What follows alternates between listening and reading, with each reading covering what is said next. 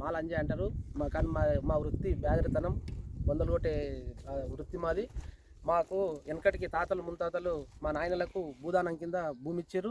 ఆ పత్రాలున్నాయి, అన్ని పత్రాలున్నాయి.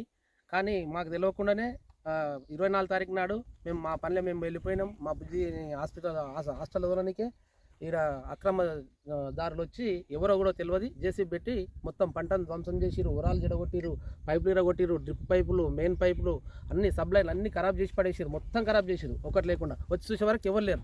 అట్లా కూడా కాంప్లీట్ ఇచ్చినాం. కాంప్లీట్ ఇస్తే రేపు వస్తామన్నారు, తర్వాత ఎల్లుండి వస్తామన్నారు. వాళ్ళు రాలేరు. లాస్ట్కి వస్తే 3వ రోజు నాడు 26 తారీఖు నాడు ఉదయం మళ్ళీ వచ్చి చూసేవరకు ట్రాక్టర్ నడుస్తుంది. ట్రాక్టర్ అందులో పోవద్దని చెప్పిన నేను. అని చెప్తే మా పటేల్ ఉమ్మనని అంటాడు. ఎవరయ్యా మీ పటేల్ అంటే పాండురంగారెడ్డి.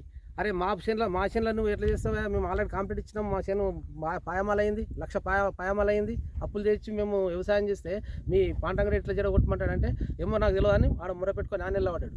సరే అని చెప్పి నేను ఇంటికి పోయి కొన్ని నీళ్ళు వచ్చే వరకు ఆడ కారు ఉన్నది, 2 పోలీసులు ఉన్నారు. పోలీసులు నాకు న్యాయం చేస్తారని చెప్పి పోలీసులకు క్షేమ చూపిస్తామంటే ఇలా ట్రాక్టర్ నడుస్తున్నది.